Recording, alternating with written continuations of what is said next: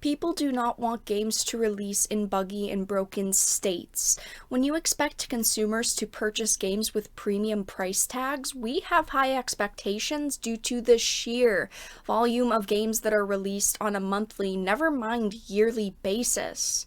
If you are a gamer, you have thousands of options, which is good for us and bad for large companies. When a game releases in a half-assed state and you are a AAA video game company, you are 100% going to receive negative reception, and apparently Pete Hines, the vice president of Bethesda Softworks, felt as though the bad reception Fallout 76 got from people writing articles and making videos hurt the game more than we could imagine. Now, Pete Hines did an interview with Greg Miller and was asked a lot of questions about Fallout 76, Doom Eternal, Bethesda in general, and a big problem I had with this interview as I was listening to it was the way that Pete described content creators online and how he made them sound very toxic. He decided to take the stance of a victim as he said that they have gotten some seriously negative attention online due to Fallout 76. He was asked, how much of the games industry chatter do you pay attention to about Fallout 76? And his response was golden. He said, in quotes, "If it's somebody that I know actually plays the game, then of course I listen.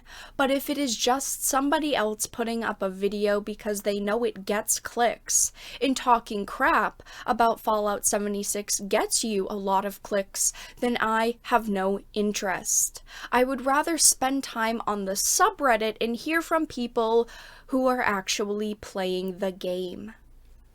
He is taking the stance that content creators that make videos don't actually care about the game, which is first of all insulting, but also just not true. Obviously, there have been content creators that make videos just to discuss the disaster of the situation. That happens with every game, especially ones of this caliber, but if you really listen to people discussing the game, they care not only about this game, but the industry as a whole. They want Bethesda to do better, and they are just disappointed that they released such an unfinished project, expecting people to purchase it just because it has Fallout in the title. I mean, honestly, what was Bethesda thinking releasing Fallout 76 in this state and not keeping their promises following the next expansions and the next pieces of content? They just need to understand that commentary content creators are going to talk about their games, and it's not always negative. And even if they've played it or not, does not make criticism of bad design and outrageous monetization systems any less valid. I want to make my stance on Bethesda very clear. I think that Fallout 76 has obviously been a disaster, from the game itself to the people making promises that they don't intend to keep, but even through all of the times I myself have criticized the company, I still love many of their franchises.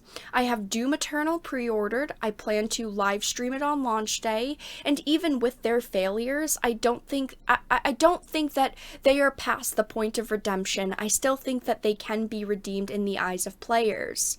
But when vice presidents of companies call out content creators that are giving their games free press, even if it is negative, makes me, and I would think anyone else who listens to this, think twice about purchasing any of their games.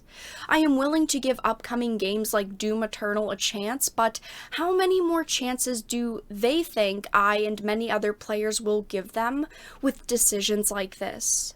Never treat your fans as enemies even when they're criticizing you. It's a really good way to make less money.